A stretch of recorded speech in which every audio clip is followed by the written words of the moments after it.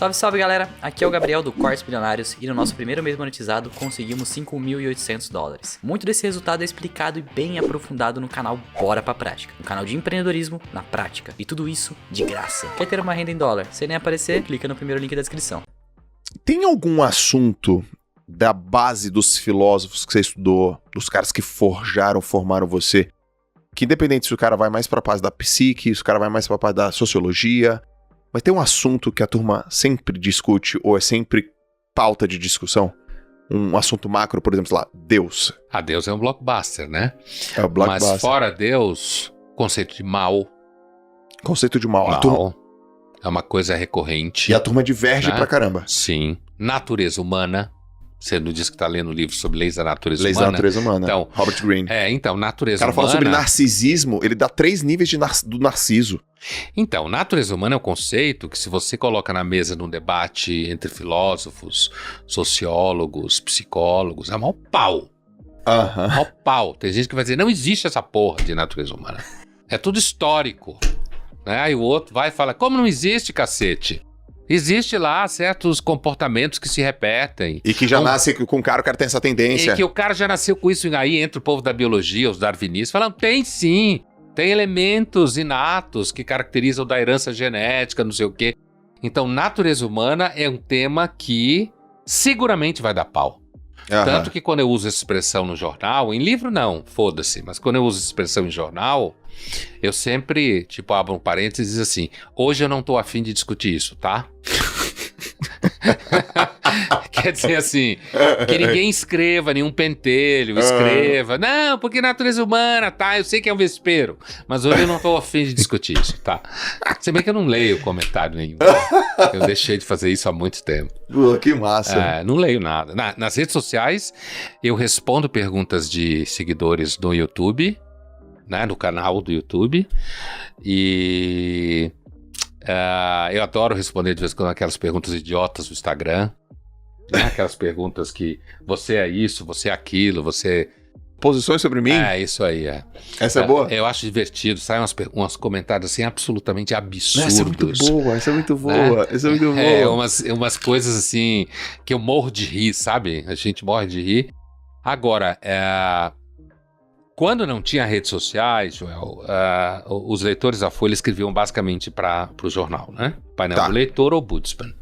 E normalmente para pedir sua cabeça, querer que você for demitido, coisas assim. O que, os leitores? Os leitores que escrevem pro jornal... normalmente para detonar a pessoa. É o mais comum. É mesmo? Para o Budsman, então, com certeza é para querer que o sujeito seja demitido. Porque na Folha é uma bobagem, porque na Folha, quanto mais você levar a temperatura, melhor você fica. Sim. Né? É uma questão do jornal que vai muito bem comigo nesse caso. Mas assim, com o surgimento das redes sociais em larga escala, os comentários migraram mesmo sobre coisas da Folha muito para as redes sociais. Antes era redação ou e-mails. Ok.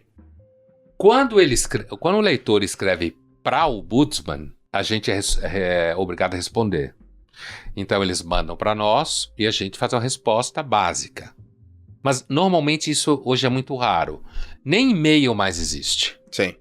Porque as pessoas vão todas para as redes sociais. Manda lá direto, rapidinho. E como eu não vejo isso, então a vida tá ótima.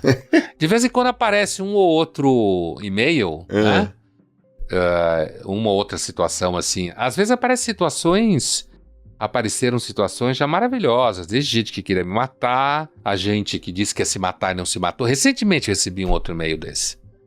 De alguém que estava muito deprimido e tinha decidido se matar e leu uma coluna que eu escrevi, foi a última coluna do ano passado, eu lembro por causa dessa história, e ele resolveu que ele não ia se matar, certo? Então, eu tenho muita consciência que eu, assim como outros colegas, tem a capacidade de impactar pessoas, né? Então, quando eu recebo e-mails como esses, eu respondo. Certo. Né? Agora, a maior parte do que se fala em redes sociais... Ou a gente querendo brigar, bobagem, gente falando, sei lá, de sexo. Sim, sim. Umas coisas assim meio, né? Então isso eu não sei de nada. Então se me xinga ou se não me xinga, ela sabe, eu não. E tá bom assim. Tá ótimo, né? Ele tá Aí você filtra. E tá ótimo. Filtra, não é isso? Ô Pondé, quando a gente pensa em filósofo, a grande parte pensa assim, pô, o cara é um puta pensador, o cara é um sábio, o cara manja, aquela pessoa incrível, parece que tem resposta pra tudo. Encontra o caminho, é um baita de um comunicador, pensador, questionador, robusto pra caramba. Mas tem algum momento que um sábio fala não sei, ou um filósofo fala assim não sei, isso é comum? Quando você não sabe o que acontece, você busca isso onde, você diz não sei. Isso é comum uma pessoa falar não sei. Porque parece que todos os filósofos, eles sabem de tudo. Eles costumam falar assim, não sei. É porque acho que tem níveis, nessa sua pergunta tem níveis diferentes de problemática. O Sócrates, por exemplo, foi imortalizado com a ideia de quanto mais a gente sabe, menos a gente sabe. Então, o não sei da filosofia pode ser uma resposta muito profunda. Inclusive como resultado de várias tentativas de saber que vai construindo aquilo que em filosofia chama de ignorância douta, ou docta ignorância, que é a ignorância daquele que sabe muito mais do que a maioria e, portanto, tem muito menos certeza do que a maioria. Porque quem tem muita certeza é normalmente porque leu pouco. Perfeito. Certo? Ou porque pensa pouco, então... E não sofre muito, né? É, isso mesmo. Então tem aquela ideia fechada, acha que resolveu tudo com 2 frases e ele tem... e que é muito comum hoje, porque as redes sociais colocam todo mundo para pensar. Né? Então eu acho que existe o não sei nesse nível... que é inclusive discutido pelo próprio Pascal, que foi meu objeto de doutorado, discutido pelo Sócrates, discutido pelo Kierkegaard. Ou seja, existem filósofos que deram atenção especificamente a esta situação. O Cioran, por exemplo, achava que quando você é um filósofo e estuda muita coisa, você acaba descobrindo que a sua avó é mais inteligente do que muitos intelectuais que você conhece. Entendeu? Por exemplo. De que entendia coisas muito mais profundamente pelo impacto do dia a dia e da vida concreta e da longa vida. Existe uma outra... Quando você está falando, por exemplo, no âmbito da mídia... E então o filósofo está exercendo sua função de intelectual público, é que normalmente as perguntas são fáceis, entendeu? E elas são fáceis e elas transitam por temas... Por exemplo, a mídia fala de 3, 4 coisas o tempo todo. Certo. Então... as perguntas, quando você está falando, discutindo política, discutindo, sei lá, aborto, discutindo, sei lá, eutanásia, discutindo ciência, pandemia, lockdown, sei lá, essas coisas que agora já estão caindo de moda, mas há um ano atrás todo mundo falava disso o tempo todo, né? Tá caindo de moda já. Então, assim, esse universo de perguntas... ele são fáceis, porque na realidade são perguntas que se repetem o tempo inteiro e você está na lida com elas o tempo todo. Como eu costumo dizer, depois de fazer jornal na televisão, 12 anos, você descobre que não acontece nada no mundo fora de uns 5 assuntos. E são previsíveis? Todos eles. Você já sabe o assunto, você está em dezembro, você já sabe qual vai ser o assunto de dezembro. É porque assim... Começa o ano, né? Assim, ó, a pandemia não foi previsível. Com certeza. De vez em quando acontece coisas que... né? Mas assim, ao longo dela a discussão foi se tornando previsível e muito comum e se falou muita bandalheira e coisa pra cá, coisa pra lá, porque inclusive não sabia muita coisa, ainda menos do que hoje. Mas assim, política, então é alguém que sobe, alguém que desce, tramas, corrupção. Tem uma época que a coisa fica quente quando o terrorista começa a cortar a cabeça, matar gente. Tem os temas relacionados à guerra, que de vez em quando estoura, recentemente o Afeganistão, né? Então você tem problemas de catástrofes naturais que acontecem.